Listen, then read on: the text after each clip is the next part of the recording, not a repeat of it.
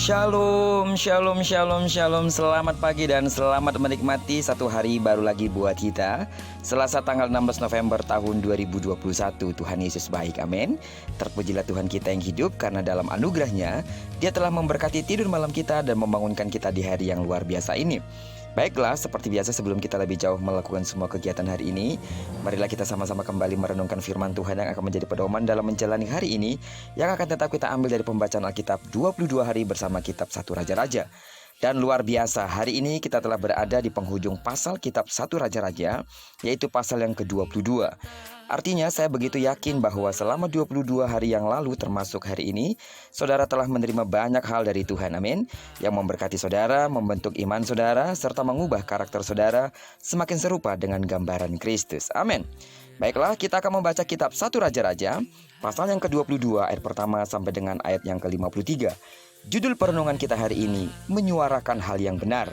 Sebagai pengantar renungan kita, saya akan coba bacakan untuk kita ayatnya yang ke-8. Jawab Raja Israel kepada Yosafat, masih ada seorang lagi yang dengan perantaraannya dapat diminta petunjuk Tuhan. Tetapi aku membenci dia, sebab tidak pernah ia menubuatkan yang baik tentang aku, melainkan malapetaka. Orang itu ialah Mika bin Zimla. Kata Yosafat, janganlah raja berkata demikian. Umumnya, kita menyukai kata-kata pujian, bukan? Serta ucapan yang membesarkan hati dan mengobarkan semangat kita. Juga saat orang-orang menunjukkan dukungan terhadap gagasan dan rencana kita. Sebaliknya, banyak orang tidak menyukai kritikan atau penentangan. Dan seringkali, seseorang menyampaikan ide yang bertolak belakang dengan kita mungkin berpikir bahwa ia membenci kita secara pribadi. Begitulah penilaian Ahab tentang Mika. Saat itu Yosafat Raja Yehuda mengajak Ahab, Raja Israel, untuk berperang melawan bangsa Aram. Namun sebelumnya, Yosafat meminta Ahab menanyakan petunjuk Tuhan melalui nabi-nabinya. Sekitar 400 nabi itu mendukung rencana itu dengan janji kemenangan dari Tuhan. Namun ada satu nabi lainnya, yaitu Mika, yakni menubuatkan hal berbeda. Ia mengatakan bahwa mereka akan kalah dan sebaiknya membatalkannya. Ahab sangat membenci Mika sebab ia tidak pernah menubuatkan yang baik tentangnya. Padahal Mika hanya bersikap jujur dengan menyampaikan kebenaran dari Tuhan. Sikap ini berbeda dengan para nabi palsu yang datang kepada Ahab, yang ramalannya disesuaikan dengan keinginan manusia. Mengikuti ramalan-ramalan nabi-nabi palsu itu, akhirnya Ahab terbunuh dalam perang itu. Sidang jemaat Tuhan yang saya kasih dalam nama Tuhan Yesus, pembacaan hari ini sungguh memberikan kita pesan yang sangat pribadi dan sangat kuat.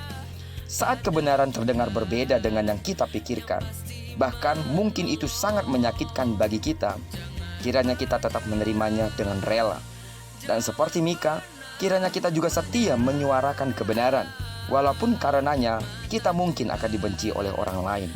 Mari terus menyampaikan kebenaran dengan kasih Tuhan, dan berbesar hati menerima teguran, nasihat yang akan membuat saudara semakin kuat dan semakin murni di hadapan Tuhan. Amin. Dan bagi kita, sebagai orang-orang yang dipakai Tuhan untuk menyuarakan suaranya, menegur dan menasihati seseorang, jangan pernah menyerah. Karena kadang-kadang orang yang kita tegur, orang yang kita nasihati, membutuhkan waktu dan proses untuk merubah diri mereka. Dan jangan pula kita berlagak sombong dan tinggi hati dan berkata bahwa dia berubah atau dia diberkati karena nasihat-nasihat saya. Karena kalau jika demikian kita pikirkan, kita telah menduakan Tuhan. Sebab hikmat dan pengertian yang kita terima untuk menegur dan menasihati orang lain berasal daripada Tuhan. Karena itu, jangan ambil keuntungan saat Tuhan memberikan kita kemampuan untuk menegur dan menasihati orang lain. Berbesar hatilah saat kita diterima atau tidak dari setiap nasihat yang kita berikan kepada orang lain, dan teruslah berusaha untuk dipakai oleh Tuhan menjadi saluran berkat bagi siapapun yang ada di depan kita. Saudara, camkanlah hal ini. Sekalipun terkadang menyakitkan, namun hendaknya kita rela untuk menerima serta menyuarakan kebenaran kepada siapapun. Terpujilah nama Tuhan. Kiranya perenungan kita hari ini menguatkan dan meneguhkan hati kita. Dan dengan rela hati menerima teguran daripada Tuhan, dan dengan rela hati mau dipakai oleh Tuhan untuk menegur dan menasihati orang lain. Sebab demikianlah Tuhan memanggil kita untuk menjadi berkat kepada siapapun yang ada di sekitar kita. Amin. Diberkatilah kita sepanjang hari ini dan digenapi firman yang berjanji bahwa apa yang dikerjakan tangan kanan dan tangan kiri kita dibuatnya berhasil. Kemanapun kaki kanan dan kaki kiri tak melangkah, di sana kemuliaan Tuhan akan dinyatakan. Amin. Doaku bagi sidang jemaat Tuhan yang sakit, dalam nama Tuhan Yesus, saudara disembuhkan sesuai dengan takaran imanmu. Bagi saudara memiliki pergumulan-pergumulan sangat pribadi, percayalah Tuhan tidak akan pernah tinggal diam.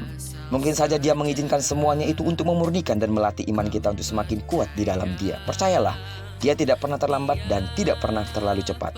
Yang diperlukan adalah kuatlah di dalam Tuhan dan memohon kemampuan darinya. Diberkatilah kita semua bersama dengan orang-orang yang kita cintai, serta bersama dengan orang-orang yang kita kasihi dimanapun mereka berada. Terpujilah nama Tuhan. Shalom.